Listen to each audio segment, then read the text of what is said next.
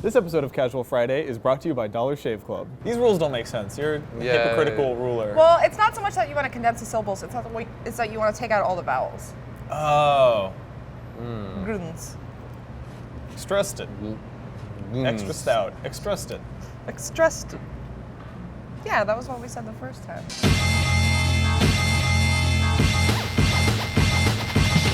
So you played Watch Dogs. I reviewed Watch Dogs. You reviewed it. Look at you, your first video game review. Yeah, well, that in South Park. Well, First open Yeah, world. You don't watch. you're right. You don't watch our videos, do you? no, I hate Ref3 games. But it is my first open world review. You are right about that. Yep. Yeah. But I didn't necessarily like it all that much. Yeah. It's fine. It's fun. I think it's safe to say, but it's like definitely nothing mind-blowing. It's probably pretty much what you thought. But it did make me start thinking about the open world games from the past that I have felt very strongly about. What's your favorite one? That is a tough question, Tara Long, but I would have to. Just Cause 2 is probably the safe answer. Just Cause for me. 2 is like some of the best mindless fun I think you can have in a video game. It's like the openest world game because you've got this ridiculous parachute and you're grappling to the ground and there's a beautiful locomotion system to it, but then you can grapple to a car and stand on the roof of it and jump all around. It's just like, it couldn't be dumber. I love the verticality of it. That's part of what made me like Saints Row 4 more than any, because I'm not a huge fan of the Saints Row franchise. Like I like it.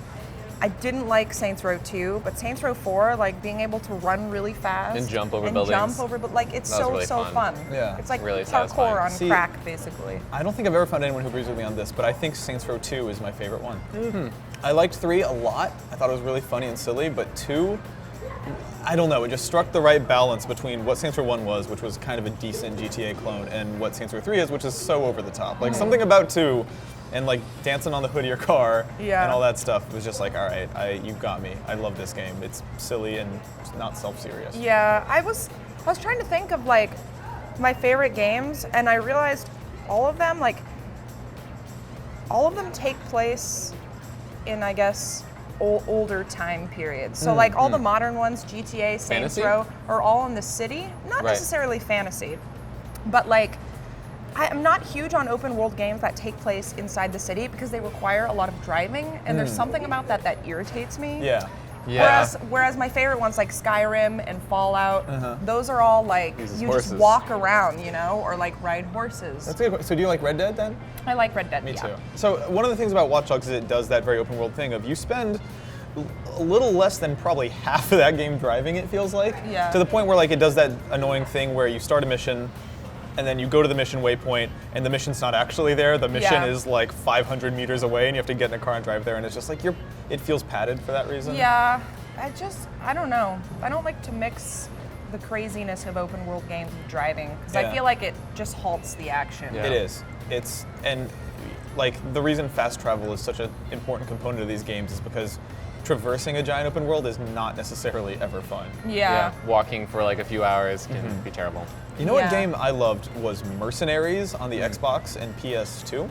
I never played that. So that was the first open world game I think I ever played where you had a lot of freedom with experimentation. I remember setting up traps with C4 to blow up civilian cars. One of my favorite things was you had a winch on the bottom of your helicopter. So like you could go down, pick up a civilian car in this horrible gray North Korea utopia, pick the civilian car up, go up to the highest skyscraper and drop his car on top of the skyscraper on the roof, and then he's just like driving around and then eventually drives himself off and just plummets. And to like 14-year-old me, that was the shit. That was like the coolest thing that had ever happened because it was my idea and I came up with it and I felt like some ownership of that moment. Yeah. What do you like? So I was thinking about this, and I kind of concluded that Morrowind is my favorite open world game of I guess of all time. And I think in general I'm not really a fan of open world games because I feel like they're kind of stuck between, do we give the player like tons of freedom and let them explore and do whatever they want, or is it extremely guided and like there's all these notifications on the map and like this is where you go to do all these things, and I'm not really. Something about Morrowind really struck an interesting balance for me back when I first played it because it was just exploration for me. I had no idea what I was supposed to be doing. I couldn't understand the story when I was playing it. And I was just like, I'm just going to run around and craft spells and make pants that make me fly and or walk in the air, and that was just awesome because it's kind of like this world where I could just kind of experiment and just kind of do whatever the hell I wanted. Then I guess the other game that's like tied for that would be Far Cry 3. Oh, Far Cry 3 is another one of my favorites. Oh my god, best Yeah. open world game of the past 5 years. I Love think it. so, and I feel like that game actually nailed that balance between here's what you can do, and then here's what you need to do to progress the story, and then here's this kind of world where you can do whatever you want. I never felt obligated to like, complete everything. I didn't feel like, because there have been games where I like my completionist, addiction kicks in, and I have to like unlock everything. I did a lot of side quests, and like other stuff in Far Cry 3, but I never felt like I was obligated to. Yeah. And I never felt like I left the main story for too long that I forgot what was happening. I kind of felt like I was obligated to do some of the side quests in that game because, like, I guess the killing animal stuff to make like additional weapon slots and pouches. But I and loved stuff. doing that. That's the No, thing. I is that loved hunting was the so best much. part of that game. Right. I feel like so I I think there remember was the obligation, but I enjoyed doing it, so I had no problem with Right. it. If I recall correctly, the HUD was a little bit pushy about saying like you need to go do this thing. But at the same time, the reason I completed it wasn't because it kept popping up and telling me to. It was because like clearing those towers, those guard areas. Yeah. What was the thing that you cleared The out? outposts? Yeah, Yeah, the the outposts. outposts. So You, I cleared like, turn them literally on. every outpost in the game. yeah. And by the time I played Far Cry 3, they had patched in that option where you can reset all the outposts. So I did it all again. And then like those towers Why? that you would do, because it's fun. It's fun. Because you can do each outpost in that game like 7 different ways. You can stealth it. You can go in and Yeah. shoot everyone. Like Yeah. when it was done, I was like, I felt like I had a big bowl of like 36 pieces of candy, and I was like, I'm eating this too fast. I should be spacing this out more. Watch Dogs has a very serious story that completely negates all of the gameplay because, like, you're literally, I mean, they spin it as like, we're gonna stop crimes and Yeah. save the world, but really, like, you can do anything you want. You can just, the game encourages you to steal money from people's ATM accounts. Absolutely, yeah. And like all kinds of crazy shit that like doesn't You're really an fit asshole. in with this idea of like a character Yeah. who's trying to redeem himself. Right. Aiden Pierce is a weird one because he's an asshole, but he doesn't like necessarily know or care. Something's weird about that. There's also the weird moment in every open world game. There's a 1.3 second moment of cognitive dissonance where your dude is literally stealing someone's car out of their possession, and I feel like games are trying lately to make you not think about it. Like they just try to Yeah. I just want to get you in the car as quick as possible so you don't realize that this ostensibly good dude just took an old lady and threw her out of her car and stole her car forever. Yeah. Like that's a crazy thing to do. Yeah. But they kind of sweep it under the rug. Like, look, we know you need to get here. Just get in the car. They're Yeah. all unlocked because whatever. Oh yeah, of course. Well, who hasn't driven around in GTA and like ran over 15 old ladies? You know, like, what happens to you? Yeah, Nothing. Michael runs over 18 old ladies and then he's like, I'm just trying to get out. They're trying to pull me back into the mob. It's like, dude, you just did some real, and that's like a constant open world game problem, I think. Oh my god, Yeah. I love it. Here's a true story. About 30 seconds ago, Tara told me that her dad used Dollar Shave Club. And even though he didn't sign up with our code, you probably should. Dollar Shave Club ships amazing razors and other bathroom stuff right to your door for a fraction of the price of the big guys. Their blades are just as good as the major shave companies, but at a small fraction of the price. They've also got Dr. Carver's Easy Shave Butter to make your shave even smoother. Shave time, shave money, and join now at dollarshaveclub.com/casualfriday.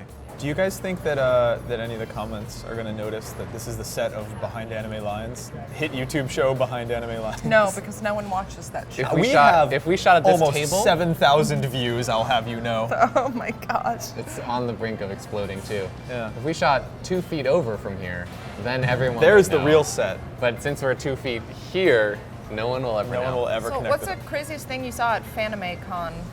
Oh my gosh. I know. The craziest thing I saw a sexy Doug trio. Oof, so hot. Doug? Like the cartoon Doug? Yeah, 3 dudes dressed as Doug, Nickelodeon's Doug. Very sexy. There was no The trio, Doug. I keep forgetting that you don't give a shit about Pokemon. I always forget Oh that there my are god, no, why did you? I know. We should have done Dude, more. Fanime Con 2015, we're gonna dress as 3 sexy Dougs. Oh my god. Wait, so this is Doug from the cartoon. It's not. I was just kidding. Okay. There's a Pokemon called Doug Trio, but I like your idea way more. I thought that I had something Showing really. my age here.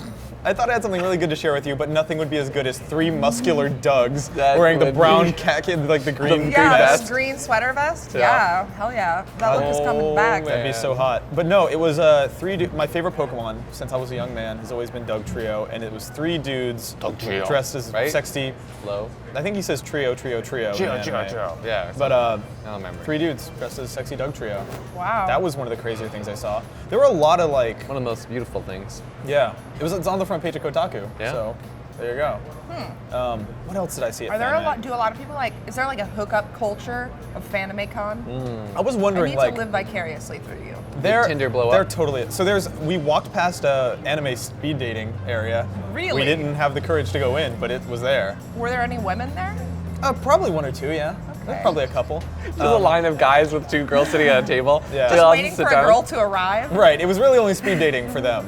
Yeah. No, it's, dude, anime culture, anime convention culture is weird. I hadn't been to a con since like 2007, and that was before I could like legally drink and stuff. So going now and realizing that the convention isn't really the floor where people are dressed in costumes. It's the hotel rooms where people are getting like fucked up and drunk in costumes. That's Yeah. the real con. Like that's what you go for.